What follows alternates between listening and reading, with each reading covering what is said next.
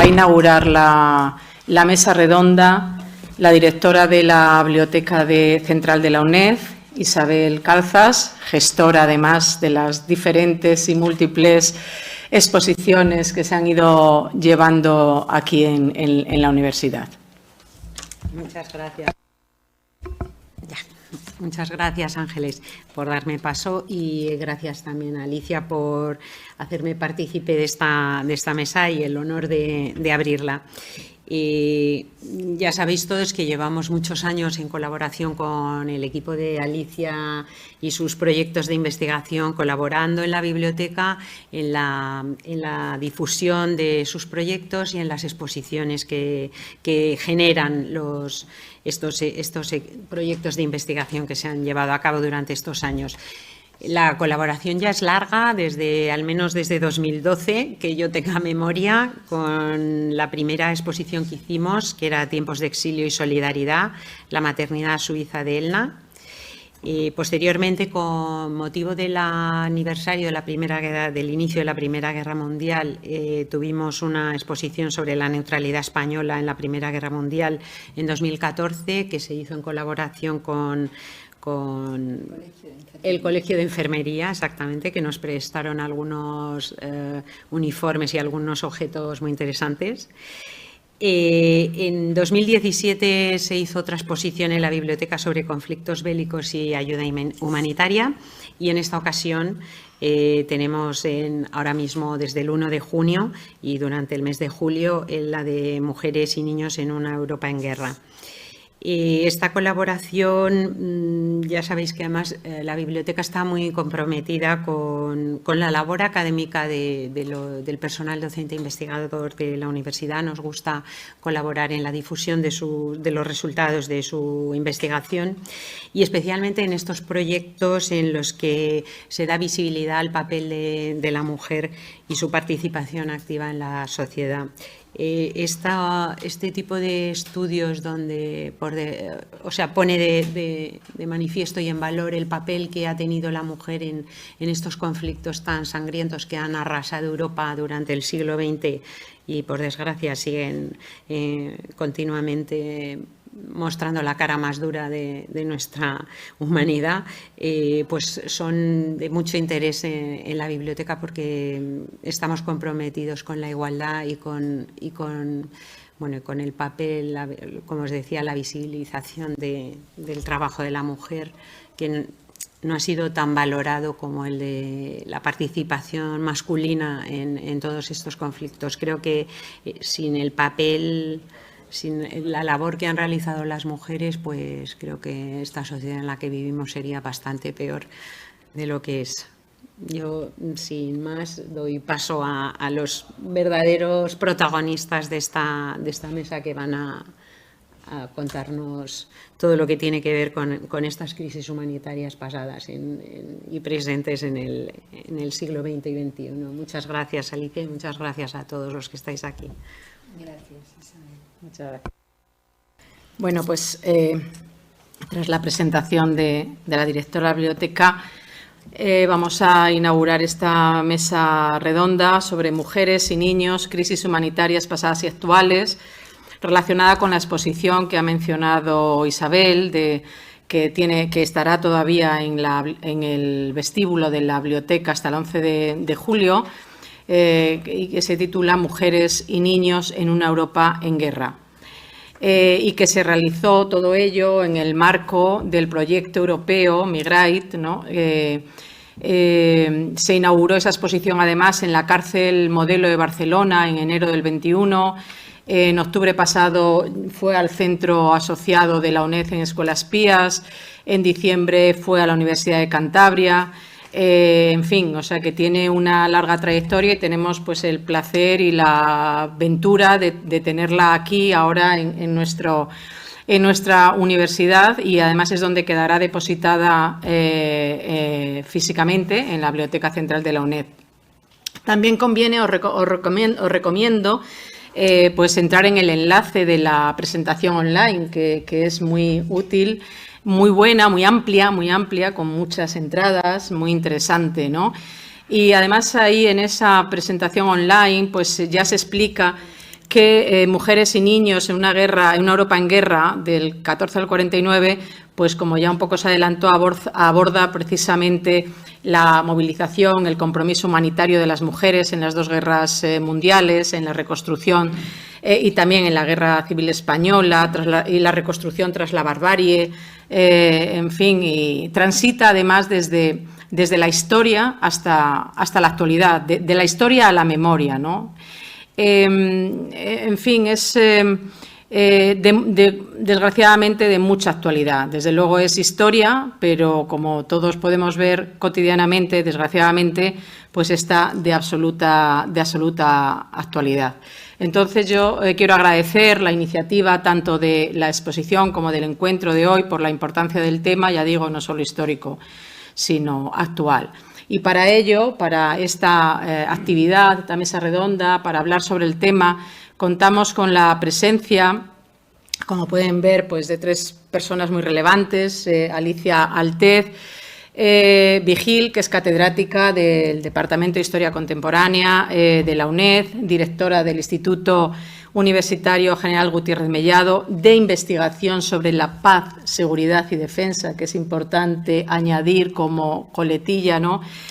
Bueno, es directora, fue de muchos proyectos de I+D, fue IP de muchos proyectos de I+D, y el que ahora nos ocupa pues es precisamente el de Migrate, el que en el entorno del cual pues se hace hay todas estas actividades, ¿no?, sobre migraciones y ayuda humanitaria en Europa entre el 17 y el 49.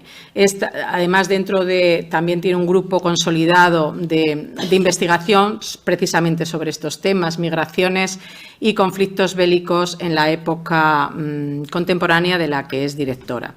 Nos acompañará seguidamente la profesora y catedrática también de la Universidad de Zaragoza, Ángela Cenarro Lagunas, que se formó también en el entorno de la London School of Economics and Political Science, también en el entorno de Paul Preston, donde se hizo especialista en la guerra del franquismo y de la guerra civil, y sobre todo de la sección, trabajó mucho sobre la sección femenina y el auxilio social, también participante de muchos proyectos de investigación, pero quizá, bueno, pues destacar que en el 2009 pues es miembro de la Comisión Técnica de Expertos, nombrada por el Ministerio de Ciencia e Innovación para la valoración de los símbolos franquistas, y ha participado igualmente como asesora en diferentes observatorios sobre mujer y ciencia e igualdad de género.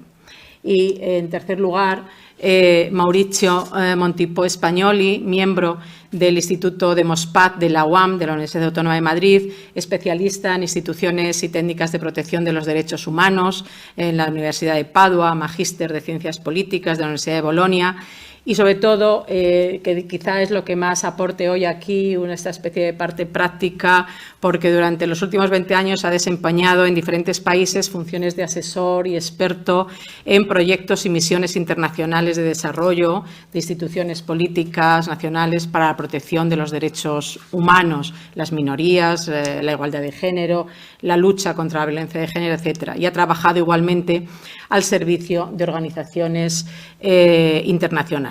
Así es que, en primer lugar, va a hablar la profesora Alicia Altez y tendrá un planteamiento más general, ¿no?, un poco más conceptual sobre crisis humanitaria, diferenciando los conceptos de crisis, catástrofes, ayuda, etcétera, dentro del marco de este proyecto de Migrate, del que es directora. Te paso la palabra. Buenos días y muchísimas gracias. Gracias primero a la Biblioteca de la UNED, a su directora Isabel Calzas, a Maite Lavado, que nos acompaña hoy, y a Elodia, que imagino estará siguiéndolo por Canal UNED, pero que no ha podido estar con nosotros, y que a todo el equipo que colaboran, primero colaboraban con Maite, ahora con Elodia, y que agradecemos mucho siempre el apoyo que hemos tenido para cuando hemos sugerido hacer exposiciones, pues el apoyo que hemos tenido de biblioteca para que eso pudiera ser una realidad. También quiero agradecer a Ángeles Lario, vicedecana de Innovación y Calidad de la Facultad de Geografía e Historia de la UNED, el que haya, en el último momento, haya aceptado moderar la mesa. En realidad, creo que también nos está siguiendo por Canal UNED Yolanda Peña, iba a moderarla como vicerrectora adjunta de Calidad e Innovación, de divulgación científica, perdón, transferencia del conocimiento y divulgación científica. Ella, como saben, se ocupa de todo lo que se refiere al 50 aniversario y este acto que celebramos y también la exposición en el vestíbulo de la Biblioteca Central de la UNED está dentro de los actos conmemorativos del 50 aniversario de la UNED. Yolanda nos comunicó el sábado que había cogido COVID, que no podía venir, y entonces amablemente Ángeles se ha ofrecido a moderar la mesa, lo cual es muy de agradecer, Ángeles, de verdad. También quiero agradecer a mis compañeros de mesa, tanto a Ángela Cenarro, con quien me une una buena amistad hace muchos años y además muchos proyectos que hemos compartido, y a Mauricio Montipó, con quien tomamos contacto a través del Instituto de Mospat, de su directora Manuela Mesa, el que tiene una trayectoria como activista, si me permites, en organismos internacionales de trabajador sobre el terreno.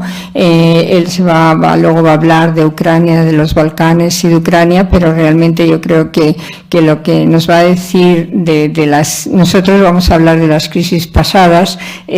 Mauricio va a conectar ese pasado con la situación que estamos viviendo hoy en día, ¿no? Entonces agradezco mucho que cuando se lo propusimos, pues enseguida nos dijo que sí, así que pues de verdad también, y por supuesto gracias a todos los que estáis aquí, a todos los que nos habéis ayudado y a los que estáis siguiéndonos por Canal UNED. Como hemos dicho, esa mesa redonda está dentro del proyecto más amplio, un proyecto europeo de mujeres y niños en una Europa en guerra, del 14 al 49, que prácticamente ya se ha terminado el proyecto. Podemos decir que ahora ya estamos con las últimas desarrollando las últimas actividades, pero bueno, la exposición quedará en la biblioteca y quedará, pues confiamos que para futuras itinerancias, porque lo importante no solamente hacer este tipo de actos, sino que estos actos de alguna manera y lo que tratan de transmitir puedan calar en la sociedad, aunque sea pequeñito, pero que vaya calando en diferentes entornos, ¿no? Y ese es un poco el objetivo que nos ocupa cuando estamos participando en actividades de transferencia del conocimiento, de divulgación científica. Aquí también está Luz Arroyo, que ha colaborado con nosotros, está dentro del proyecto y ha colaborado, ha sido comisaria de la exposición también, junto con Laura Martín y Luisa Iordache. Bien, yo lo que voy a hacer es ese planteamiento general, voy a tratar de atenerme a un cuarto de hora para que luego dé margen a que podamos un poco charlar entre todos sobre los diferentes aspectos que vayamos abordando aquí. Hablamos de mujeres y niños y de crisis humanitarias, entonces creo que lo primero es precisar qué entendemos o qué se entiende por crisis humanitaria, aunque más o menos todos tengamos una idea de lo que es una crisis humanitaria, un término que además lo estamos viendo en los medios de comunicación prácticamente todos los días. Y de una manera muy genérica, una crisis humanitaria es una situación grave que se convierte en una amenaza importante para la seguridad, la salud, el bienestar e incluso la vida de un grupo o colectivo de personas de zonas más o menos extensas. Cuando esta situación de crisis humanitaria queda fuera de control, se convierte en una situación de catástrofe humanitaria y requiere de la intervención de organizaciones internacionales de ayuda o acción humanitarias. En este año de 2022, la ONU estima en 274 millones de personas necesitadas de ayuda humanitaria. Las crisis pueden ser de muy diferentes tipos, se pueden producir por catástrofes naturales, hambrunas, epidemias, conflictos armados, etcétera. Pero de todas ellas, las que han provocado y provocan los efectos más perversos y persistentes son sobre todo los conflictos armados. Efectos que han ido increciendo esa perversidad que digo desde la Primera Guerra Mundial. A ello hay que unir en los últimos años los efectos provocados por la multiplicación de desastres climáticos extremos como consecuencia ya del imparable cambio en el clima y que bueno, ahora mismo también lo estamos viviendo con los conflictos, con los incendios que estamos sufriendo y con desastres que vemos a través de los medios de comunicación casi todos los días en diferentes partes del mundo. Los conflictos armados están en el origen de la mayor parte de las necesidades de ayuda humanitaria y son igualmente la principal causa de los movimientos de desplazados y de refugiados. Y además, más del 90% de las víctimas a día de hoy de los conflictos armados son población civil. Las guerras entrañan actos de violencia y de barbarie y son la fuente de numerosas crisis humanitarias. Las acciones violentas, como bien saben, conducen a la destrucción de infraestructuras de producción agrícola e industrial, de acceso a los medios de agua potable, interrumpen las redes de suministro de artículos alimenticios, destruyen las infraestructuras de viviendas, escuelas, hospitales, mercados, etcétera, causando graves problemas, sobre todo a la población. Como ya he dicho, las guerras se han cebado, sobre todo en las últimas décadas, en los niños y niñas que constituyen realmente el futuro de los países. Según UNICEF, a fines del 2021 había 36,5 millones de niños y niñas refugiados y solicitantes de asilo e igualmente desplazados internos por causas de conflictos bélicos, violencias y otros tipos de crisis humanitarias. Si vamos hacia atrás en la historia, la población infantil ha sido siempre víctima inocente de la violencia y de los enfrentamientos de los adultos, prácticamente de los albores de la humanidad.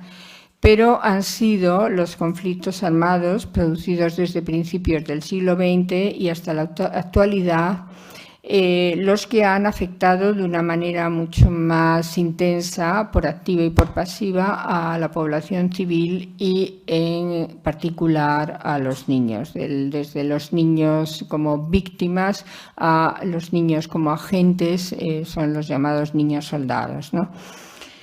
La implantación del concepto de guerra total, que vacía de significado la distinción tradicional entre el frente y la retaguardia, los bombardeos indiscriminados, cada vez más sofisticados y mortíferos desde el punto de vista tecnológico, los asedios a ciudades y otros objetivos de diferente naturaleza, las violaciones masivas de mujeres y niñas consideradas como botín de guerra, las deportaciones forzosas de grupos humanos, etcétera. Todo ello tuvo un primer campo de experimentación en los años de la Primera Guerra Mundial. No quiere decir que antes no se hubiera producido pues, las violaciones de mujeres, pues esto ha ocurrido a lo largo de toda la historia en situaciones de conflicto bélico y en otras situaciones, pero sí que es cierto que el concepto de guerra total cambió de forma definitiva una manera de hacer y de concebir la guerra. La guerra civil que asoló a Rusia entre 1917 y 1922 se cobró millones de víctimas, no solo entre combatientes, sino también entre la población civil. Como saben, una terrible hambruna asoló grandes zonas del sur de Rusia, de Ucrania, el Cáucaso y Asia Central entre 1921 y 1922. La miseria, el hambre, amplificados por el llamado comunismo de guerra, hizo estragos entre la población civil que sufrió de epidemias de cólera, tifus, disentería, etc. Las consecuencias de la llamada hambruna del Volga fueron terribles para la población y sobre todo para los niños. Aproximadamente murieron unos 5 millones de personas y otros 30 se vieron afectados en mayor o menor grado por la falta de alimento, las epidemias y las deportaciones forzosas.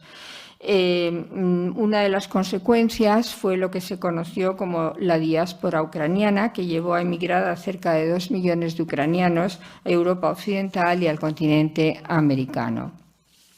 Las necesidades humanitarias que produjo el desarrollo de la Primera Guerra Mundial obligó a las organizaciones de ayuda internacionales, como el Comité Internacional de la Cruz Roja, a establecer una auténtica colaboración internacional y transnacional entre diferentes organismos de ayuda, a la vez que el final de la Primera Guerra Mundial y los problemas surgidos en la posguerra, como fueron las ingentes carencias materiales, los desplazamientos y reasentamientos forzosos de grupos humanos, las violaciones de derechos humanos, etc., llevaron a la creación de otras nuevas organizaciones que trataban de dar respuesta a situaciones de emergencia nunca vistas hasta entonces.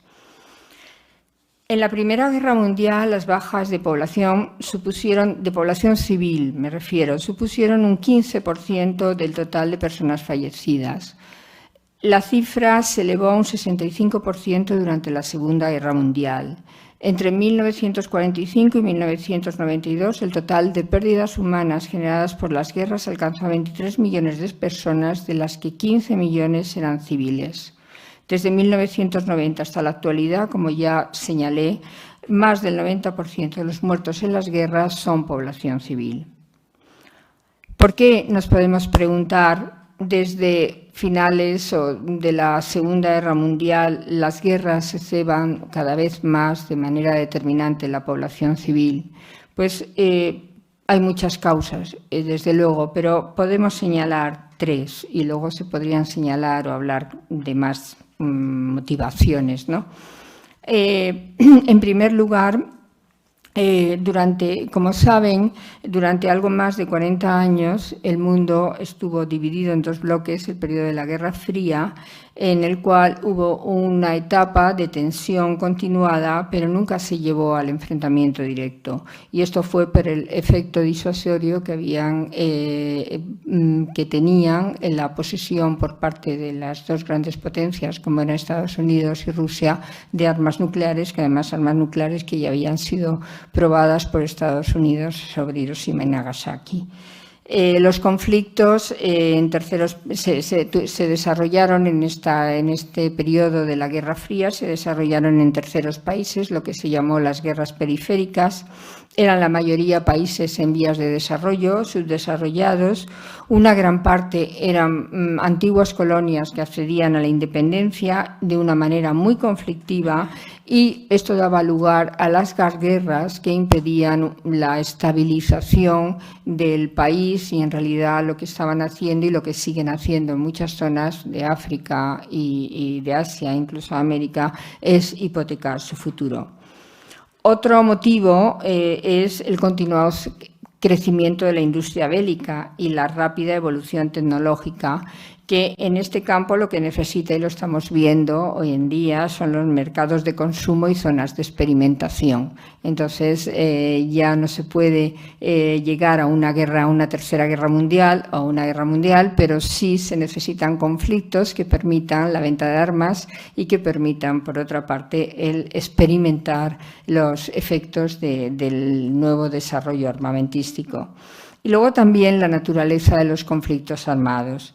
Ya no hay un frente, ya dijimos que desde el principio del siglo XX ya no hay, se rompió esa idea de que hay un frente y una retaguardia claramente definidos, sino que ya la guerra se desarrolla en todas partes de la zona enemiga.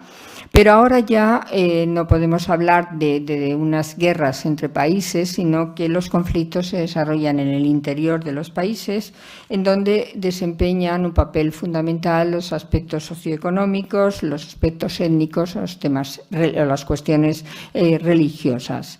En cierta medida son guerras civiles, son confrontaciones subversivas, aunque también se puede producir, como lo estamos viviendo hoy en día, la invasión por parte de otro país. El objetivo principal de este tipo de enfrentamientos es destruir totalmente el país, hipotecar su futuro y luego pues, contribuir económicamente a su restauración, a su reconstrucción. Yo quiero terminar ya, espero no haberme pasado el cuarto de hora. No me puedo hacer una idea de hasta dónde puede llegar la mente humana en su afán de destrucción, en su odio hacia el contrario.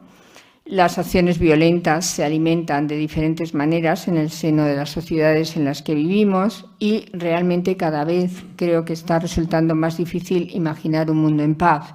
Y sin embargo, la paz, el sentido común y la buena voluntad son necesarios para la propia, ya no para que progresemos ni tengamos bienestar, sino para la propia supervivencia del ser humano. Gracias y ya de momento lo dejo.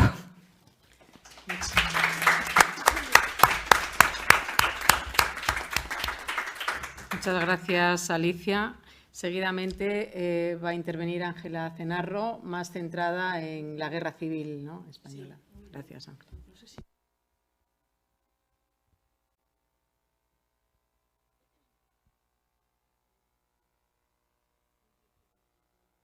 Días a todos y a todas. Quiero empezar agradeciendo la posibilidad de estar en esta mesa. En especial agradezco la invitación de Alicia Altet y es un placer estar rodeada, acompañada de compañeras y amigas pues muy, muy queridas. Bien, yo quería centrar el tema en la Guerra Civil Española, aunque ya muchas de las ideas las ha adelantado Alicia, porque claro, la Guerra Civil Española va a suponer pues, una de las grandes crisis o catástrofes humanitarias del periodo de entreguerras. Es una experiencia que va a estar estrechamente ligada a ese modelo de conflicto que, si bien tenía ya sus raíces digamos, había empezado ya a perfilarse en las guerras coloniales de finales del siglo XIX, va a alcanzar o va a encontrar su mejor expresión en la Primera Guerra Mundial y también continuará todavía con consecuencias todavía más devastadoras en la Segunda Guerra Mundial, que es la guerra total, ese modelo de guerra en el que, como consecuencia de la enorme capacidad destructiva ligada al desarrollo tecnológico armamentístico, que tienen una capacidad cada vez con armas, con una mayor capacidad mortífera, pues se va a producir, como muy bien explicaba Alicia, se va a producir una ausencia de separación radical entre las experiencias del frente y la retaguardia. A ello creo que hay que ligar también una nueva forma de entender el conflicto armado, que no está solo centrada en la destrucción material o en el avance territorial, que es un modelo más ligado a las guerras decimonónicas, sino a la puesta en marcha de operaciones de limpieza de retaguardia, a las grandes masacres. Las grandes matanzas del siglo XX tienen lugar en los contextos de guerra. Y la Guerra Civil Española es un magnífico ejemplo de esta realidad. Es decir, en la Guerra Civil Española nos encontramos con varias formas de violencia, violencia caliente, violencia institucionalizada a través de consejos de guerra, violencia revolucionaria en la zona donde fracasa el golpe. Podemos, si queréis, podemos luego hablar un poquito más de estas distintas formas de violencia. Pero lo que está claro es que es precisamente en estos contextos bélicos en los que se diluye la separación entre el frente y la retaguardia y sobre todo, y aquí es una de las ideas en las que yo quería insistir, donde se está sentando la base de la construcción de un nuevo orden político, en este caso se estaban sentando las bases de la construcción de una nueva España, tanto la que luego triunfó, la vencedora en esta guerra, la franquista, pero también había un proyecto de república en guerra, de creación de una sociedad más igualitaria, con todos esos ideales que habían alentado la proclamación de la República en el año 31, se están creando proyectos de nueva España. Y para eso se concibe, se entiende que hay que acabar, hay que eliminar físicamente a todos aquellos que se oponen a la construcción de ese nuevo orden, que son enemigos políticos y que suponen o que se conciben también, se entienden como elementos contaminantes de ese proyecto. Bien, entonces, efectivamente, la gran crisis humanitaria ligada a la Guerra Civil Española tiene que ver precisamente con esta dimensión fuertemente represiva de limpieza de retaguardia que se va a imponer a un lado y al otro del frente, con grandes diferencias. Cuidado porque aquí lo que tenemos también son dos experiencias, la republicana y la de la zona rebelde, profundamente asimétricas, y sobre esta idea luego voy a desarrollarla. Bien, entonces, esto significa que grandes colectivos humanos como son las mujeres, los niños, o todos aquellos, a todas aquellas personas que no participan activamente en los combates, que no son movilizadas para ir al frente y que en un modelo de guerra clásico o tradicional quedaban al margen de las confrontaciones armadas, se van a situar en el centro mismo del conflicto, como víctimas, pero también, y esta es otra de las ideas que espero también un poco desarrollar un poquito en esta intervención, como sujetos activos para la construcción, para la gestión activa del esfuerzo bélico, que es muy importante. Y ahí es donde vamos a encontrar a las mujeres y a los niños como víctimas de las matanzas, como sujetos principales de los desplazamientos de la población refugiada, pero también en el caso de las mujeres como participantes activas del esfuerzo bélico, del sostén de las dos retaguardias. Bien, por dar unas cifras e ir avanzando, pues en la Guerra Civil Española tenemos 100.000 fusilados en la zona rebelde, desde el comienzo de la guerra, desde el mismo 18 de julio hasta el final de la guerra, 50.000 fusilados más en la posguerra, lo que significa o lo que dice mucho de esa voluntad, de ese proyecto de aniquilación que se va a mantener hasta el año 45-46 y que luego va a enlazar con otras experiencias represivas como la que se va a dirigir contra el maquis, pero esto ya forma parte de otra historia. En la zona republicana se calculan unas 55.000 víctimas como consecuencia de paseos durante el verano del año 36 y en mucha menor medida de la acción de los tribunales populares y otros mecanismos represivos. En cuanto a los refugiados, por lo tanto, estamos hablando de 150.000 víctimas mortales, es decir, por masacres, por políticas de represalia en la zona sublevada, guerra y posguerra, 55.000 en la zona republicana solo durante la guerra y también es verdad que una experiencia, como digo, muy ceñida o muy limitada a las primeras etapas de la guerra, al verano del año 36. Se calculan también 3 millones de desplazados, que son desplazados, refugiados, podemos darles este estatus, pero en cualquier caso población desplazada a la zona, sobre todo a las zonas del Levante y de Cataluña, que van a sufrir un verdadero problema desde el punto de vista del sostén del mantenimiento de esta población concentrada, que van a recibir, de las cuales 3 millones, de los cuales 1.800.000 van a recibir algún tipo de ayuda institucional durante las distintas fases de la guerra.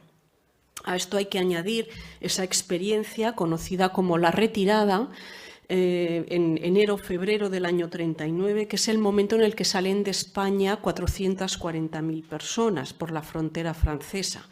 La denominación de la retirada, que es más común en Francia, alude a una experiencia, a una retirada eminentemente militar, ¿no? A la salida del ejército republicano por la frontera, pero en realidad esto eclipsa la dimensión civil de la experiencia, de este momento, donde esta salida masiva de españoles y españolas por la frontera francesa fue fundamentalmente una experiencia fundamentalmente civil y no militar. Bien. Al final de la guerra, pues algunas oleadas de población, bueno, pues va a haber también la mitad de estas personas, de este 500.000 de personas, vuelven por circunstancias diversas, entre ellas el comienzo de la Segunda Guerra Mundial, por lo tanto también siendo sometidas a otro tipo de presiones y de persecuciones en España. Y a estas cifras quería también hacer mención a los 11.000 muertos en bombardeos, porque la Guerra Civil Española es pues, probablemente el primer momento en el que se utiliza la población civil como objetivo de los bombardeos aéreos. Bien, me interesaba no tanto en describir o en dar cifras de esta catástrofe, de lo que se conoció en su contexto como la tragedia española, que supuso también un antes y un después en esa reordenación, un punto de inflexión importante en esa reordenación del orden internacional europeo en los años 30, sino en las respuestas y en las múltiples formas de reacción que se generaron por parte tanto de los gobiernos, de las incipientes estructuras estatales, tanto de la República como del protogobierno de Franco, como de la sociedad civil. Y yo creo y esto me lleva a centrar ya lo que me queda de exposición en dos ideas fundamentales. En primer lugar, que creo que la crisis humanitaria de la guerra civil es un magnífico ejemplo de cómo se intenta de cómo genera una respuesta que es eminentemente civil, de voluntarios, de hombres y mujeres que se movilizan, bien en organizaciones civiles, bien en organizaciones políticas, con ayuda internacional, también de organizaciones internacionales, es decir, aquí hay una conexión entre esa respuesta en la que, de población civil española movilizada en organizaciones políticas en colaboración con organizaciones y redes de ayuda internacional, y la respuesta de los gobiernos. Claro, ¿dónde empieza una, dónde acaba la otra? Yo creo que es todavía afinar bien este binomio, esta conjunción de esfuerzos. Creo que es todavía un reto que tenemos por delante como historiadores, el hacer un abordaje o un análisis más fino, más atinado de cómo se ajustó la experiencia o la respuesta de los gobiernos con la participación e implicación de la sociedad civil, pero unas y otras fueron juntas. Esta es una idea para mí importante. En segundo lugar, la asimetría entre la República y la zona controlada por los militares rebeldes. ¿Por qué? Pues porque, evidentemente, la República tuvo un desafío o tuvo que afrontar un reto muy superior a la zona que había quedado en manos de los militares sublevados. Y esto por varias circunstancias. En primer lugar, por la pérdida de autoridad del gobierno republicano, del Estado republicano, que colapsa, se hunde, después como consecuencia de la división del ejército y de las fuerzas de seguridad del Estado en su respuesta al golpe de Estado. Bien, en segundo lugar, por la pérdida progresiva de territorios. Claro, la historia de la Guerra Civil Española es la historia de la pérdida progresiva de las derrotas militares de la República, salvo alguna excepción. Pero la República va perdiendo territorios y, por lo tanto, la población civil se está concentrando, que huye por las amenazas que suponen las represalias, los bombardeos y la destrucción que acompaña el conflicto, se está concentrando en un territorio cada vez más reducido que queda limitado prácticamente al Levante y a Cataluña, donde se viven situaciones realmente dramáticas. Y en tercer lugar también porque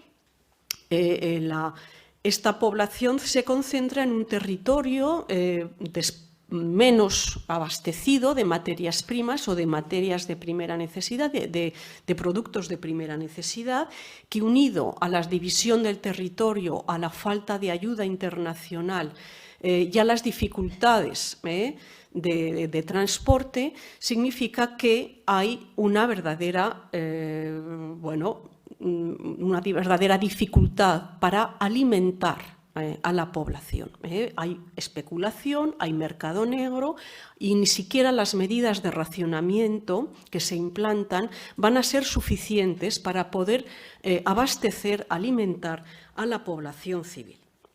Bien, por lo tanto, aquí nos vamos a encontrar también con otro tipo de experiencias que son un poquito secundarias en una mesa como la de hoy, que está centrada en la crisis humanitaria, que son toda esa protesta social y civil que acompaña el conflicto, en forma de asaltos a tiendas, a demandas de fijación de precios, protestas del pan, donde las mujeres tienen un protagonismo muy importante como proveedoras y cuidadoras de las familias. Bien, entonces, esta asimetría, pues lógicamente va a generar situaciones muy diferentes a un lado y a otro del frente. La República va a tomar una iniciativa o va a poner en marcha una serie de iniciativas en las que no me voy a extender, pues en primer lugar la creación del Comité Nacional de Refugiados, que va a atender ya las primeras evacuaciones en Madrid del verano del año 36. A esto seguirá el proyecto que impulsará Federica Montseny desde el Ministerio de Sanidad y Asistencia Social, que era un proyecto de construcción, de intento de centralizar, de centralización política y administrativa coherente con ese proyecto de la República en guerra, de recuperar su autoridad, de esa autoridad perdida en el verano del año 36, y va a concebir todo un plan de asistencia sanitario-social en términos o desde la inspiración o con un modelo higienista, moderno, de medicina preventiva, de acción humanitaria, dentro de la cual destacará también la Oficina Central de Evacuación y Asistencia a los Refugiados de febrero del año 37. Que mantiene todavía una estructura relativamente descentralizada, porque el peso de esta acción la van a llevar los comités de refugiados. Pero hay una convergencia entre el esfuerzo del Gobierno y esos comités de la sociedad civil organizada. Y pasará un año después a convertirse en la Dirección General de Evacuados y Refugiados. Bien, no quiero dejar de referirme dentro de esta asimetría y de estas respuestas pues a una situación desesperada, a lo que constituyó quizá uno de los episodios o una de las experiencias más emblemáticas de la República en guerra, que fue la atención a la infancia. La atención a la infancia, en tanto en cuanto se concebía, primero, porque los niños, a la altura de los años 30, los niños eran ya se percibía la infancia como un colectivo diferenciado con unas necesidades específicas dentro de esa tradición de pensamiento y de práctica higienista que había dado lugar ya a acciones muy relevantes desde el punto de vista médico, sanitario, pero también pedagógico. Bien, entonces los niños... ya sabemos, esto es uno de los... Alicia lo ha estudiado de manera magnífica, toda la acción de la República, pero también de la sociedad civil para organizar las colonias infantiles, primero en el Levante y después en el exilio, sobre todo en el sur de Francia. Se calcula que fueron unos 30.000 los niños españoles evacuados fuera de España a destinos como Francia, Gran Bretaña, también en menor medida Bélgica y Holanda, la Unión Soviética, a donde fueron unos 3.000 niños, y México, los famosos niños de Morelia, que fueron unos 450. Bien, efectivamente, organizar la evacuación infantil, primero dentro de España, en las zonas del Levante, donde esas colonias se concibieron también como modelos pedagógicos para la puesta a la aplicación de esos ideales institucionistas que estaban muy presentes en el proyecto de la República en guerra, como fuera de España, en el exilio, pues también supuso todo un reto de organización, con la delegación, primero con la creación de la Delegación Central de Colonias, y después con la creación del Consejo Nacional de la Infancia Evacuada y dentro de este consejo la Delegación Española para la Infancia Evacuada, que tuvieron, donde quizá podemos, por dar un par de rasgos, pues tuvieron un componente, no solamente, o fueron proyectos del gobierno republicano con un componente no solo asistencial humanitario, sino también educativo. Y yo creo, y con esto también ya voy a cerrar la intervención, porque efectivamente los proyectos humanitarios y asistenciales son, en el contexto de las guerras, instrumentos, vías, mecanismos para la construcción de los nuevos órdenes políticos que están forjándose.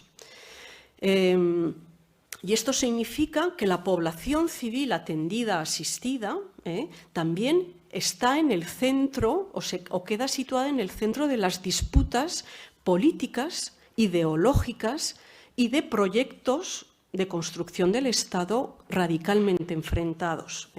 Es decir, que es toda esta experiencia, las catástrofes o crisis humanitarias y la respuesta que se da desde arriba o desde la sociedad civil está embebida de proyectos más amplios, está embebida en proyectos de construcción de estados institucionales desde el punto de vista institucional y discursivo, y por lo tanto nunca puede entenderse al margen de los grandes desgarros y de las grandes disputas irreconciliables que genera el propio conflicto armado. Y por mi parte, nada más. Muchas gracias.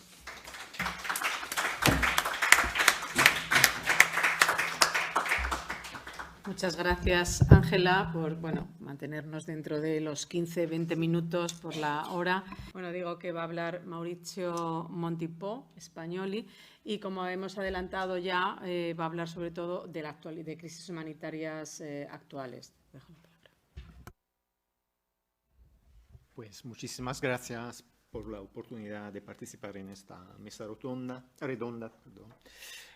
Voy a hacer algunas consideraciones de género sobre las guerras de disolución de la ex Yugoslavia y actualmente de Ucrania.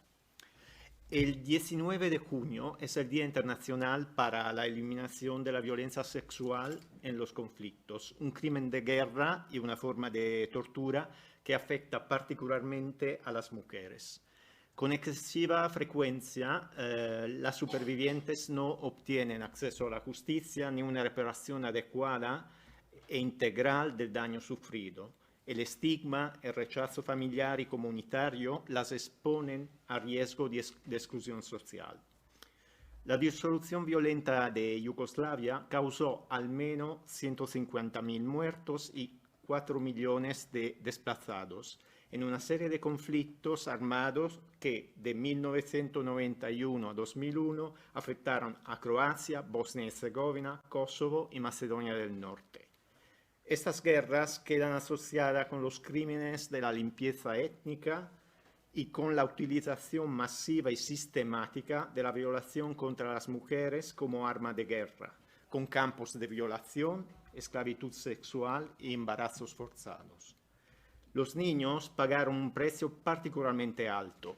Debido a los ataques indiscriminados a los centros civiles de población, los propios niños han resultado muertos y heridos, han sido testigos de muertes y lesiones de otros, incluidos sus propios familiares y vecinos, y han visto sus hogares destruidos. Han sido encarcelados arbitrariamente en condiciones pésimas y, según los informes, ha habido casos de violaciones de niños dentro y fuera de los centros de detención. Esta guerra ha provocado innumerables huérfanos y ha dado lugar a una generación de refugiados. Esto es lo que comentaba el relator especial de Naciones Unidas para la ex Yugoslavia en 1993, en particular con referencia a Bosnia y Herzegovina. Muchas de las mujeres supervivientes de violencia sexual de guerra fueron detenidas durante periodos prolongados y violadas repetidamente, a menudo con el propósito de dejarlas embarazadas. La violación fue utilizada no solo como abuso de poder y de control con el que el violador trata de humillar, avergonzar, degradar y aterrorizar a la víctima, sino también para humillar y avergonzar, degradar y aterrorizar a todo el grupo étnico. Por eso se cometieron violaciones públicas, por ejemplo, delante de todo el pueblo, con el fin de aterrorizar a la población, obligándola a huir. Representar a las mujeres como portadoras de la cultura de su nación fue un elemento esencial en la construcción de las identidades etnonacionales en las guerras de ex Yugoslavia. La retórica nacionalista necesitaba fortalecer la etnia como identidad originaria de sangre, fundada en los roles de género tradicionales. Etnia y relaciones de género se convirtieron en ejes centrales de la construcción de la identidad colectiva y de la propaganda bélica. Se enfatizó el rol de las mujeres como reproductoras biológicas y madres cuidadoras de la nación, asignando a los varones roles de masculinidad militante, como combatientes violentos de las guerras etnonacionales y protectores de sus mujeres y comunidad étnica. Un lenguaje defensivo cementó la construcción de una identidad de resistencia que se refugia en el fortalecimiento de los roles de género tradicionales y supuestamente naturales, como forma de unificación ante la amenaza exterior percibida. Los medios de comunicación nacionalistas legitimaron el conflicto a través de metáforas generizadas, con alusiones a la defensa de la patria como defensa del hogar. Celebraban a las mujeres que cumplían con sus deberes tradicionales, demonizando a aquellas que no los cumplían o que criticaban al poder nacionalista. En el discurso nacionalista, la tierra y el territorio se representaron como femeninos, sosteniendo que la pureza de la madre tierra estaba amenazada y necesitaba protección. El complejo honor-vergüenza, tradicionalmente asociado con el control masculino del cuerpo y de la sexualidad de la mujer, se proyectó sobre la nación influyendo en el curso de las acciones de guerra. La centralidad de las relaciones de género en la construcción de la identidad étnica y la simbolización de la etnia como entidad corporal femenina sujeta a los códigos de honor-vergüenza convirtió al cuerpo de la mujer en un campo de batalla. Las mujeres fueron violadas por ser mujeres y por pertenecer y representar a su etnia. Los supuestos de género de la sociedad yugoslava tradicional, es decir, la familia extensa, el control masculino sobre la sexualidad femenina, el complejo honor-vergüenza que asocia el honor familiar con la sexualidad femenina, combinados con la patriarcalización y tradicionalización de la sociedad y con la feminización de la etnia y la territorialización del cuerpo femenino, determinaron el curso de la guerra y el destino de las mujeres en ellas. En las guerras de identidad, las estrategias demográficas y simbólicas devienen un elemento esencial de la conducta de guerra, por encima incluso del territorio. Siendo el corazón de la colectividad, las mujeres dieron literalmente su cuerpo, pasaron a encarnar el honor de la nación. Debido a los valores simbólicos tradicionales asociados con la mujer, la violación se convirtió en una estrategia eficaz de guerra y limpieza étnica.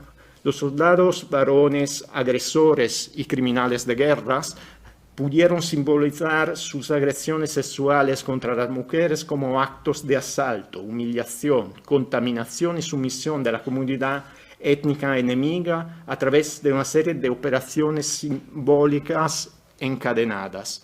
Primero, la sexualización y feminización del concepto de etnia. En segundo lugar, la conversión de las mujeres en representantes simbólicas de la etnia. Tercero, convertir el cuerpo de la mujer en territorio étnico.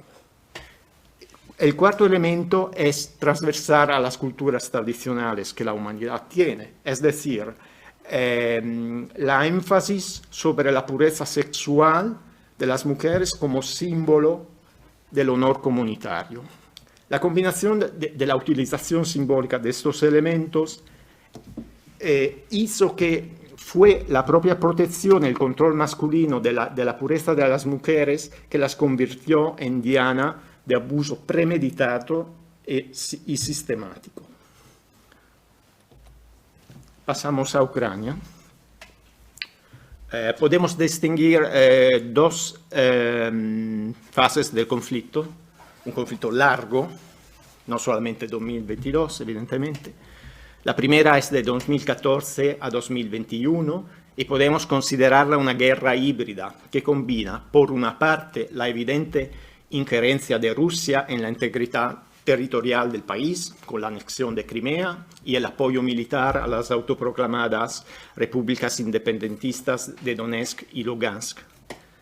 Pero existe también un componente interno de la confrontación, y es la confrontación entre culturas políticas, memorias históricas, formaciones identitarias y visiones de futuro alternativas que luchan para la hegemonía identitario-político-cultural del país desde la independencia.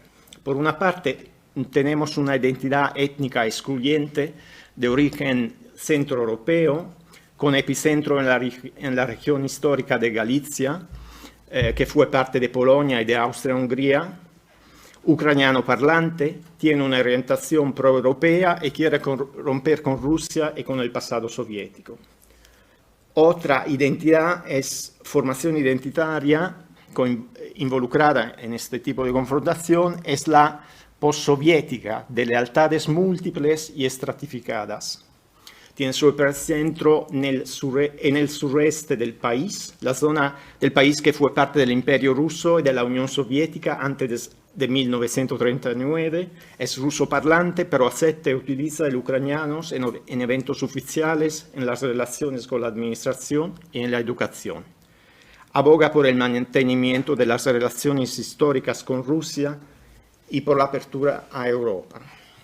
Estas son tipos ideales. Y son tipos considerados antes de los eventos de 2022. Eso es muy importante considerar porque todo ello va a cambiar probablemente todo esto.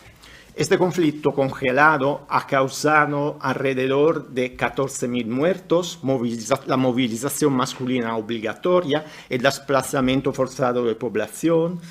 Por ejemplo, en marzo de 2021 aún había 1,5 millones de desplazados divididos entre la parte insurrecta y la parte controlada por Ucrania.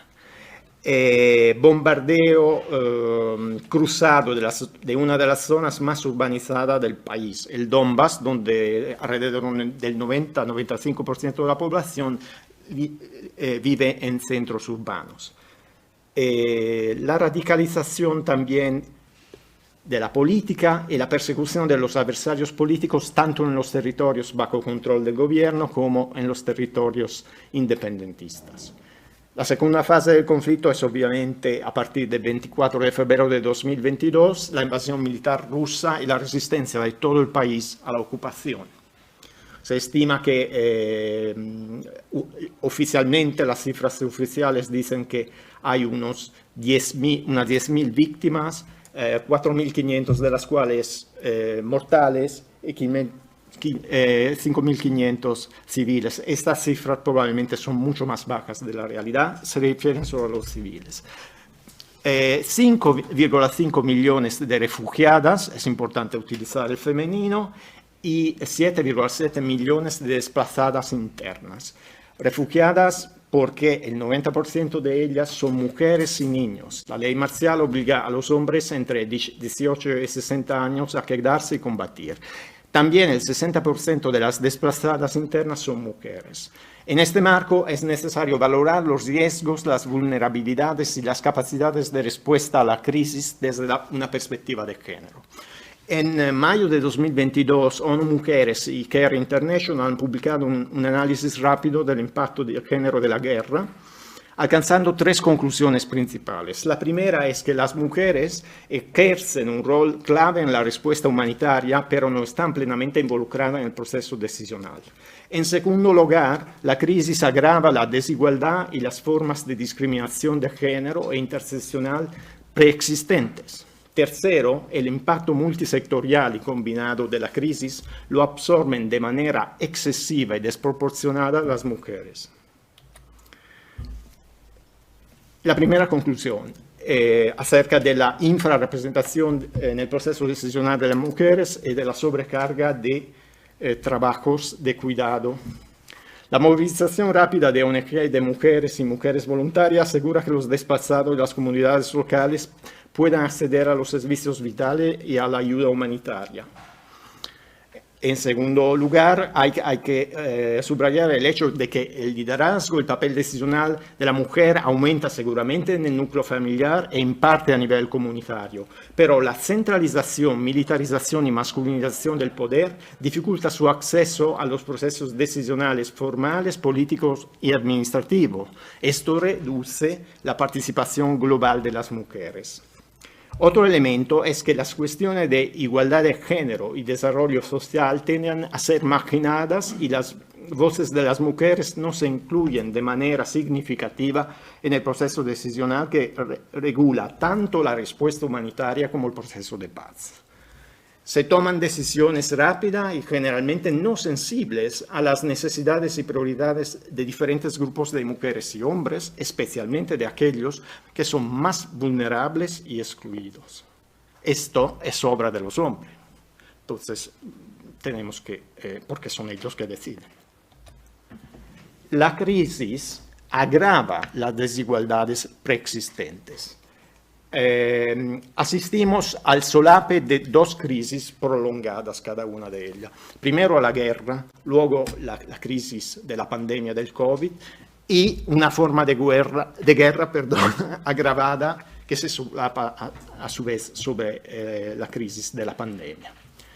La guerra agrava e intensifica las desigualdades de género que se habían producido durante la pandemia. Brecha salarial entre los géneros, diferencial de género de participación en el mercado laboral formal, violencia doméstica.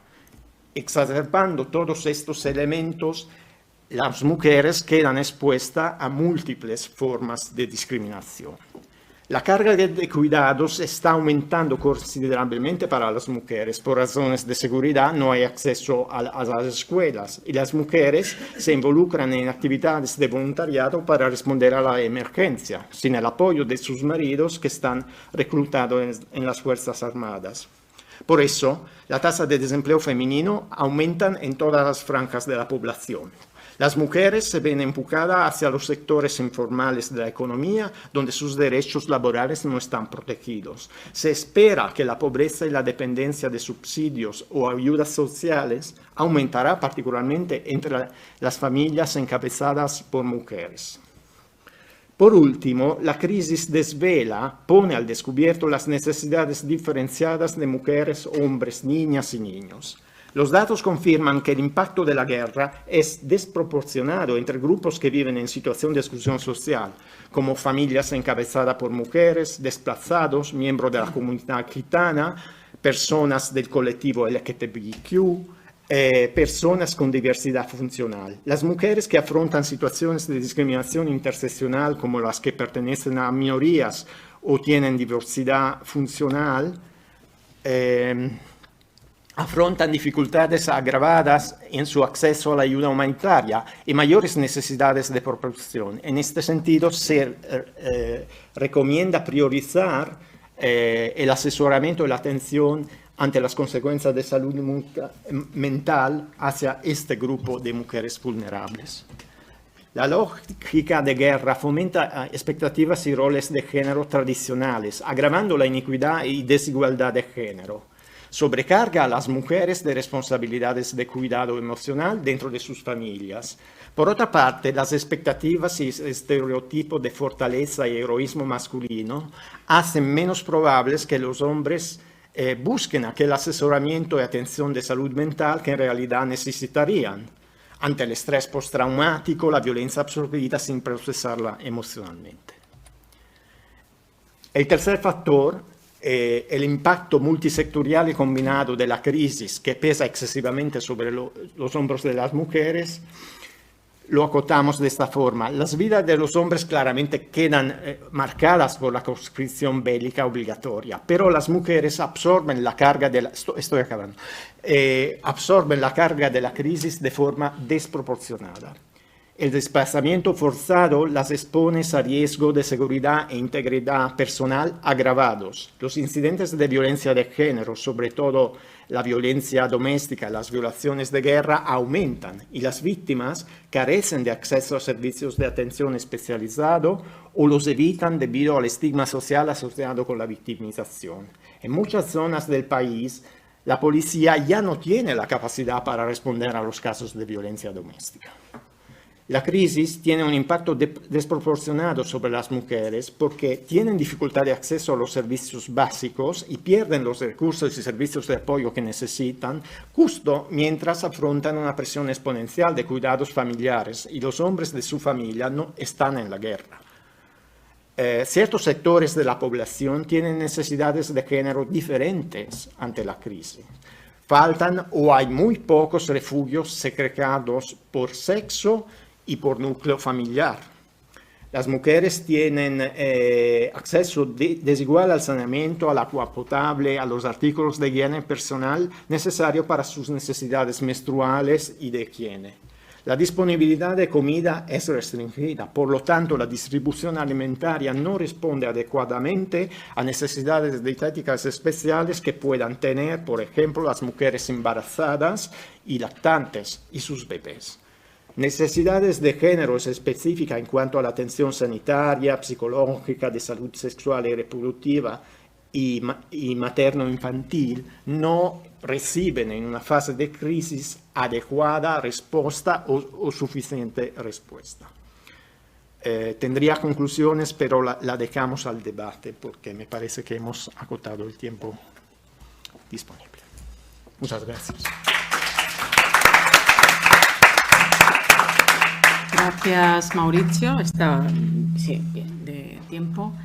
Y ahora pues se abre un debate, quizá también entre los propios ponentes o con cualquiera que quiera intervenir o matizar algo. Desgraciadamente, como me parece que no, que está solo por canal UNED, no, la gente que está no Pero puede. sí puede. Vale. Está canalizando Va, de acuerdo. todas las preguntas. De acuerdo. No sé si habrá preguntas. Pues entonces, si hay preguntas también por esa vía, y si no, quizá voy a empezar yo para. Sí, me gustaría, quizá, bueno, pues por lo último, que es bastante impresionante, ¿no? Todo lo que.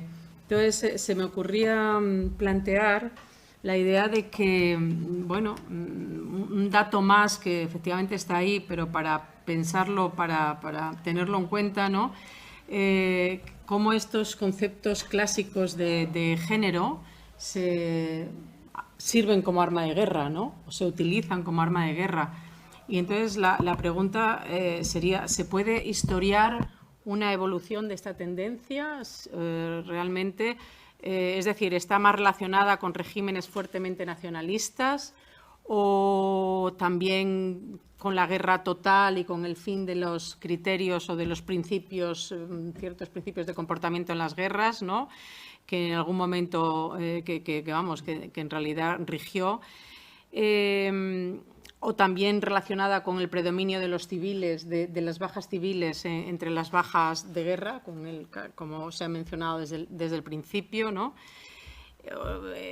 Y no sé si desde luego estas prácticas han existido siempre, pero quiero decir el incremento o la utilización abiertamente como arma de guerra, no sé si, ya digo, está más con los regímenes fuertemente nacionalistas o ya a lo mejor incluso pues en la Primera y la Segunda Guerra Mundial o la Guerra Civil Española se ha podido también observar, ¿no? Quizá, como instrumento. Y bueno, en último extremo decir que es un elemento más de factor retrógrado, de lo que significa de factor retrógrado de las guerras, ¿no? Quizá ese incremento de la ya dominante masculinización del poder, pero que se incrementa extraordinariamente en la época de guerra, y el agudizamiento de los papeles de género, que si a pesar de que haya avances, se retrocede para retomarlos con una fuerza, ¿no? Y una persistencia de esos papeles que creo que merece la reflexión. Eso. No sé si quién empieza. Pues sí. Empiezo.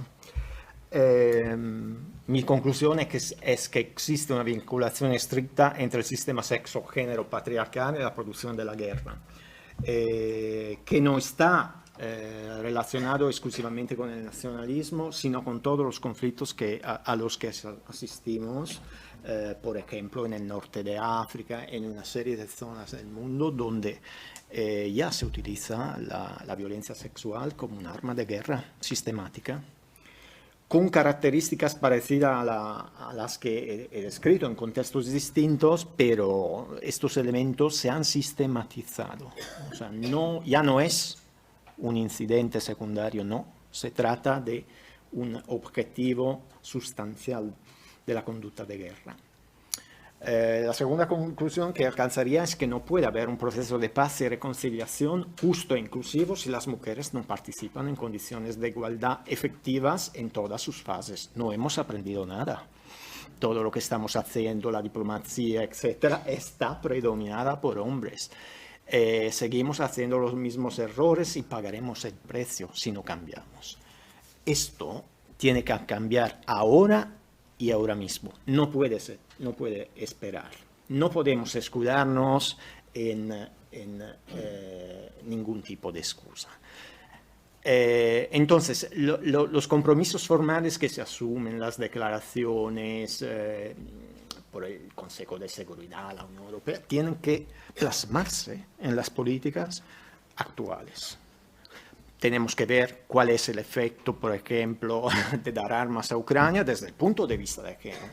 Es decir, el análisis de género tiene que ser un eje integral de la construcción de paz, de la resolución del conflicto y del análisis y desestructuración del conflicto. En lo que yo he incidido es que las guerras se construyen a través de las relaciones de géneros, en formas diferenciadas según el contexto. Obviamente, los actores de la ex Yugoslavia utilizaron materiales del fondo cultural que estaba disponible en la sociedad tradicional, que parcialmente Yugoslavia había modificado durante el periodo socialista, pero eran materiales disponibles. Segundo elemento que yo quisiera resaltar en este sentido, ¿por qué las relaciones de género se manipulan tanto? ¿Por qué no se hace justicia transicional y no se hace de forma adecuada? Las guerras de los Balcanes se asientan en masacres de dimensiones mucho más grandes que ocurrieron durante la Segunda Guerra Mundial. El régimen nacionalista Ustasha de Ante Pavelić mató en poco más de 6 meses, un año, a 1 millón de personas de forma sistemática, con un proyecto de limpieza étnica que preveía la aniquilación de los serbios, de los judíos y de los gitanos. Entonces, no podemos extrañarnos si estas raíces no se han abordado adecuadamente, porque no era el interés de Yugoslavia hacerlo. O sea, el régimen socialista lo que tenía que decir es que cada parte tenía sus nacionalistas malos y que cada uno estaban en el mismo plato ¿cómo se dice? De la balanza, ¿no?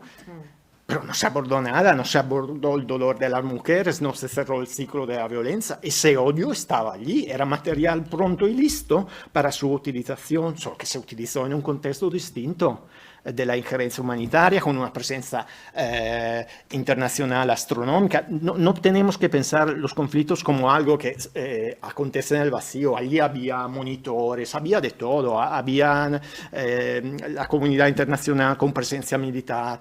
O sea, las mujeres víctimas de violaciones fueron incluso objeto de una victimización secundaria por un exceso de monitores que iban a entrevistarlas. O sea, había esta presencia.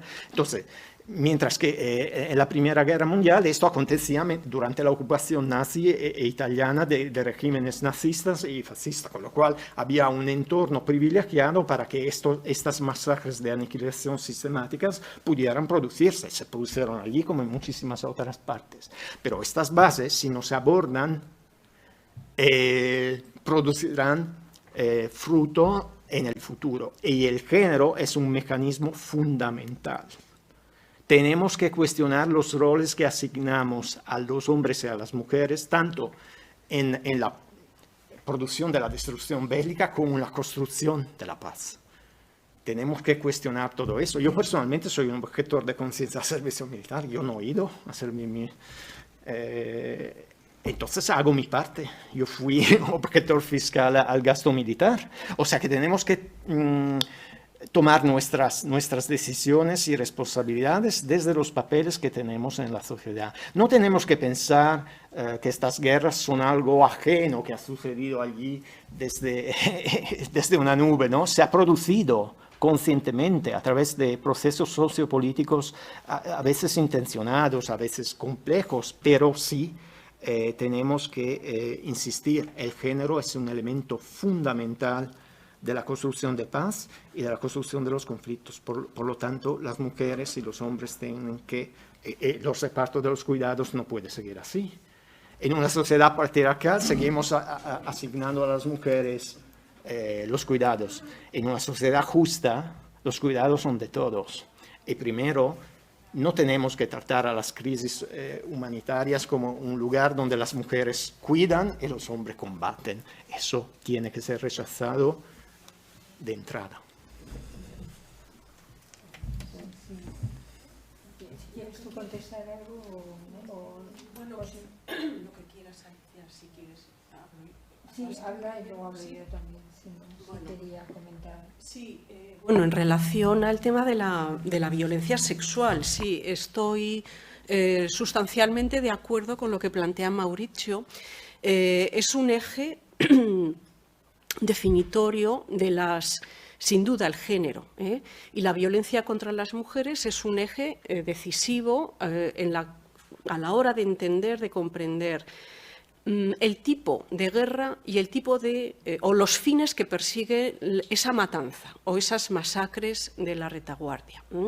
Entonces, yo sí que creo que esa utilización de la violación como arma de guerra es mucho más clara, sin negar que la violencia sexual y que las violaciones son un elemento estructural de todas las guerras, de todos los conflictos armados de la historia. Sí que creo que tiene un componente, o que se pueden calificar más claramente de arma de guerra en aquellas guerras o conflictos donde hay un fuerte componente nacionalista y étnico. Y esto me permite enlazar quizá con el tema de la Guerra Civil Española, donde evidentemente hay violaciones, pero sobre todo lo que hay son matanzas, es decir, pero no son sistemáticas, no son unas violaciones concebidas en grupo, en público, o con un objetivo que es que esas mujeres engendren el hijo del enemigo, como ha descrito Mauricio para los casos, sobre todo para el caso de la Yugoslavia, de la guerra de Yugoslavia. En la Guerra Civil Española, primero, lo que tenemos son mujeres asesinadas, igual que los hombres, al principio de la guerra, en los paseos y en las sacas, porque son mujeres de izquierdas, porque tienen un activismo de izquierdas, porque han desarrollado una trayectoria política propia. Y obviamente eso se castiga. Eso se castiga en la zona controlada por los militares rebeldes. Hay otro tipo de violencia que son la que va dirigida contra mujeres, hijas o hermanas de hombres, que no pueden ser detenidos en ese momento porque están en la otra zona o porque las circunstancias que sea. De manera que es una especie de violencia o represión subsidiaria, indirecta. Atacan a la mujer, detienen y asesinan a la mujer porque no pueden detener o asesinar al hombre. Y en el caso de la Guerra Civil Española, pero también de otras guerras del siglo XX, de forma muy clara en la Segunda Guerra Mundial, sobre todo durante la ocupación fascista y en la liberación también, tenemos la experiencia que luego, en la actualidad o en los últimos 20 años, hemos calificado de violencias sexuadas, que son los rapados y la ingesta forzada de aceite de ricino, que esto sí que se convierte en un ritual sistemático en toda la España sublevada, no en la republicana, y también se convierte en un ritual sistemático en el contexto de la liberación. Y esto yo siempre, en mis clases, siempre pongo de relieve este eje de género que va más allá de las diferencias ideológicas y políticas. Es decir, como dos contextos muy diferentes pueden acoger una misma práctica cuando se trata de castigar a las mujeres. En el caso de la Guerra Civil Española, el rapado y la ingesta forzada de aceite de ricino era todo un ritual que tenía un fuerte componente estigmatizador, de humillación y de castigo, y de disciplina, disciplinador de las mujeres. Es decir, tiene todos estos componentes. Bien, entonces yo creo que dentro de ese planteamiento general estructural, que es común a todos los conflictos de la historia, pues yo creo que la historia, el oficio de historiador, lo que permite quizá es analizar la especificidad de cada conflicto, de cada contexto, y ver un poco las lógicas que están detrás de esas formas de agresión con un criterio de género o de matanzas de mujeres. Bueno, un poco por completar lo que han comentado Mauricio y Ángela, que por supuesto subrayo y estoy de acuerdo en todos los aspectos. Yo creo que no es solamente, o sea, estas violencia sexual contra las mujeres que lo hemos visto a lo largo de la historia, pero sobre todo sí que es algo que se acentúa de una forma mucho más, sobre todo porque se hace de una manera mucho más premeditada y además mucho más con un carácter masivo a partir de la Primera Guerra Mundial, durante la Guerra Civil, la Segunda Guerra Mundial, y ya a partir de entonces adquiere un carácter pues que Mauricio lo ha ejemplificado en 2 casos de guerras en Europa, pero es que lo estamos viendo continuamente en otros conflictos en África, en Asia, en distintos lugares del mundo. Va unido a lo que ya se ha dicho, la identificación, y esto lo vemos en violaciones masivas de mujeres en los años de la guerra, de la Segunda Guerra Mundial, por ejemplo, la identificación de los cuerpos de mujeres con la idea o concepto de la patria, de la nación. Al violar a las mujeres se está agrediendo a la patria enemiga. Por otra parte, es como la humillación, una de las humillaciones por este concepto que se tiene en una sociedad patriarcal, como ya ha señalado. Sí, porque está encendido ya. Mauricio, el honor del hombre va vinculado a la pureza, a la virtud de la mujer. Entonces, precisamente la violación sexual supone una tremenda humillación. Es una forma de humillar al enemigo la violación de las mujeres de los colectivos. El dejarlas así encima se las deja embarazadas, pues la humillación ya adquiere unos tintes verdaderamente trágicos, no solo para ellas, sino también para esos hijos que llevan en su seno. Pero luego también hay otro caso, y lo hemos visto, aquellas mujeres que por distintas circunstancias han mantenido algún tipo de relación más o menos voluntaria con soldados enemigos, que los vemos en las guerras, y que luego, pues porque surgen los sentimientos y porque realmente, aunque te digan que es el enemigo y que hay que ir contra él y que le tienes, pues que realmente no siempre ves al otro como el enemigo, ¿no? O sea, te lo dicen, pero luego tú tienes delante a un ser humano que no sabes muy bien qué es lo que ha hecho para que tú, como ser humano que lo tienes enfrente, le consideres enemigo.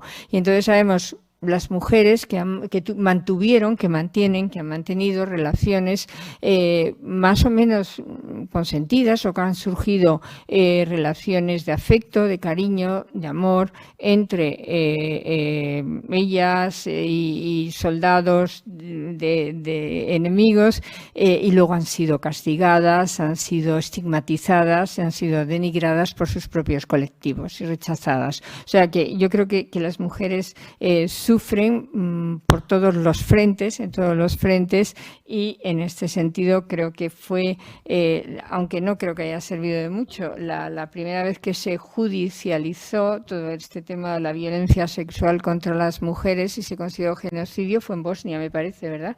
En el 94. Pero bueno, no ha servido de mucho porque realmente, aunque se llevó a la Corte Penal Internacional y todo, pero ha habido esta declaración el año pasado de OTAN sobre el que es totalmente punible la violencia sexual contra la mujer, pero sin embargo es una práctica que se sigue y se seguirá haciendo. A mí me llama mucho la atención, yo también le quería hacer una pregunta a Mauricio. Hay una cosa que yo me pregunto, ¿cómo se puede compaginar esta situación de las mujeres como víctimas de violaciones, como víctimas de tantas circunstancias como a las cuales se ven abocadas en las guerras, con la progresiva incorporación de las mujeres y además por propia iniciativa de ellas mismas o porque quieren, a las unidades de combatientes? O sea, realmente es una cosa que produce que lo entiendes y lo apoyas, pero también por otra parte quienes estamos en contra de lo que significan las guerras, pues no acabas no sé, de entenderlo, ¿no? O sea, me pregunto mucho qué piensan las mujeres que empuñan los fusiles o las mujeres que ahora están en las Fuerzas Armadas, no en los cuerpos especiales de sanidad o jurídicos, los que llaman cuerpos comunes, sino que quieren realmente ir a las unidades de combatientes y cuáles son realmente sus planteamientos, ¿no? Y sus posturas allí ante la idea de que el soldado, la mujer, el hombre y la mujer soldado está educado para morir y para matar, y a eso, a esa cosa tan simple se reduce su función, ¿no?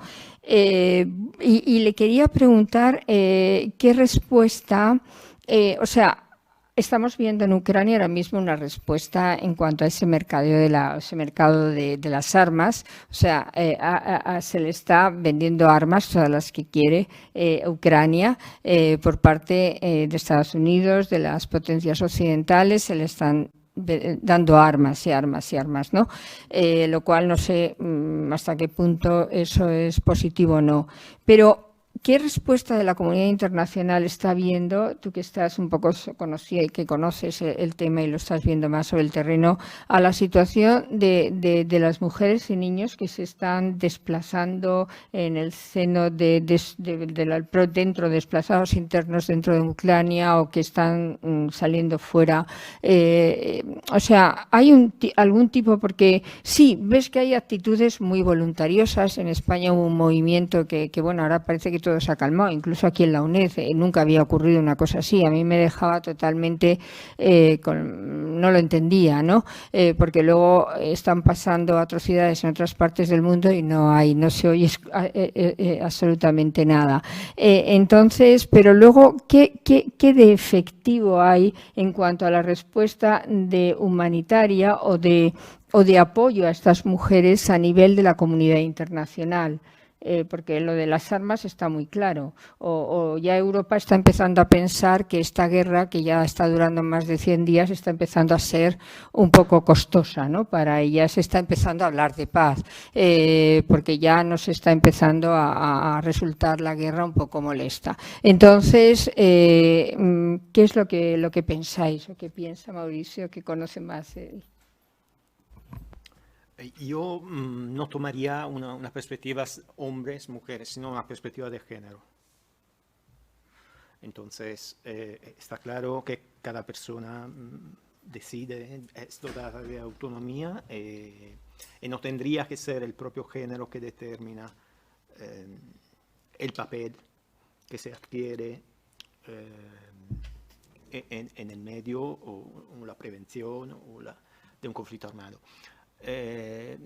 Quizás tenemos patrones, ¿no? Tenemos estructuras de género que dirigen más o menos dónde se va en términos generales, si estas son excepciones o si se convierte en un fenómeno de tipo más generalizado. Lo que sí me preocupa es que cuando hay una movilización total de la población de este tipo, toda la población masculina, y claro, las mujeres voluntarias que quieren añadirse, lo que se pasa por alto es el entrenamiento en el respeto de los estándares humanitarios, de los derechos humanos y todo lo demás. Actualmente en Ucrania está permitido matar al extranjero, esto es lo que hay. Entonces, las violaciones de los derechos humanos y del derecho humanitario escalan. Los conflictos en lo que esto ya ha acontecido nos los enseñan. Entonces, eso es un primer aspecto, ¿no? Entonces, cuando se dan armas, estamos también acompañando esto con formación, no creo. Entonces, en lo que se refiere también al género, es importante desestructurar los patrones, ¿no? Entonces, poner en discusión quién toma las decisiones, quién participa en qué roles, cómo y cuándo. Entonces, quizás el género es un punto de entrada, pero tenemos que tener una perspectiva integral de igualdad. Tenemos que pensar en la población romaní, tenemos que pensar en las personas con discapacidad mental, con discapacidad física. Tenemos que ampliar este abanico y hacer que todos los actores puedan participar. Porque el patrón es que no participan, sino que son segregados y excluidos. Entonces, yo creo que es un poco esto la dirección que le daría, ¿no? Primero, reconocer que la guerra está basada en una lógica de exclusión del otro. Tenemos que construir la inclusión del otro. Exclusión por discriminación, por segregación, por eliminación, tanto institucional como física. Entonces, ¿qué tipo de trabajo vamos a desarrollar a partir de allí? Y la otra cosa es que claramente en un país invadido, en este caso, el nacionalismo, la resistencia, crecen, se disparan necesariamente, con lo cual la población baja sus baremos de tolerancia a la violencia. Es un proceso que acontece, ¿no? Entonces, ¿qué tipo de ayuda, qué tipo de procesos podemos poner en marcha para que se reactive el proceso de paz? No se deje, por ejemplo, a los actores que están allí porque Europa no está participando. ¿Qué es esto? Entonces, hay una clara diferencia entre el conflicto de Ucrania y los antecedentes, por ejemplo, de los Balcanes, porque aquí no hay injerencia humanitaria, evidentemente. No hay la escala de poder para que cierta parte de la comunidad internacional pueda intervenir de forma directa, porque hay riesgos de seguridad de otro tipo, ¿no? En los Balcanes eso no era así. Había unos claros actores que tenían una preponderancia de poder y que dictaban, no obstante la conducción del conflicto en el terreno, las condiciones. Tanto es que los acuerdos de paz se hicieron con una evidente participación tanto de Estados miembros de Naciones Unidas, pero también de la OTAN, ¿no? Entonces, son condiciones que varían según los países. El género en todo eso sí que es importante, pero quizás no en pequeños bloques, sino como una integral transversalización del análisis y del proyecto de intervención que se quiere desarrollar. Bueno, no sé si hay alguna otra, yo qué sé, comentario o algún otro interés en algún tema concreto, y si no, pues ya. Son las 2:05 van a ser, pues podemos ya... Ah, de acuerdo.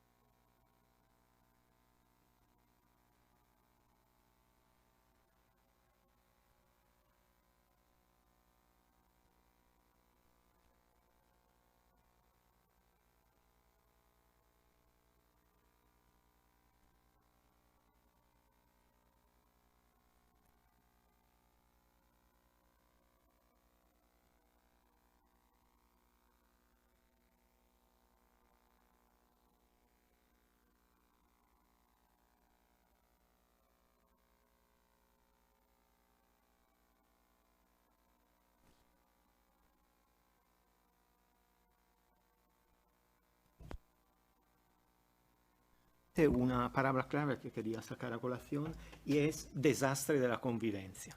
Tenemos que enfocar mucho más el desastre de la convivencia, o sea, la ruptura de aquellos tejidos del estar juntos, del ser sociedad y del poder convivir, que estos conflictos rompen, mucho más allá de la destrucción física, incluso de la muerte y todo. ¿Qué herencia dejamos y cómo vamos a malvivir durante décadas en este infierno de dolor no abordado, en estas vidas rotas, en un infierno de territorios llenados de minas antipersonales que no se puede pisar porque ya no es nuestro, ya es una amenaza, la propia tierra, ¿no?, que querían limpiar étnicamente, se ha llenado de minas antipersonales que estarán allí por cientos de años, ¿no?, al acecho.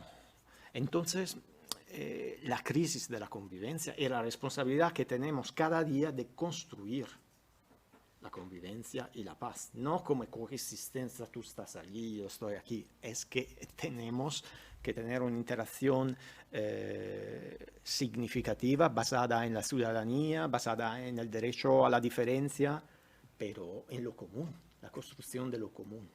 Eso lo estamos perdiendo. ¿Cuál será, después de toda esa laceración de ya son 9, 10 años, el futuro de esta sociedad ucraniana tan dividida, con tanto odio, tanta hostilidad política que se produce? Al final y al cabo, la importancia que tienen construcciones ideales de lo que pensamos deba ser la identidad y queremos imponerla, y no podemos construir identidades cívicas abarcadoras, ¿no?, más grandes, que nos permitan convivir. Quizás estos elementos luego producen las destrucciones estructurales que encontramos. Tenemos que trabajar mucho en ello, no tenemos que descuidar los elementos de la identidad y de la convivencia.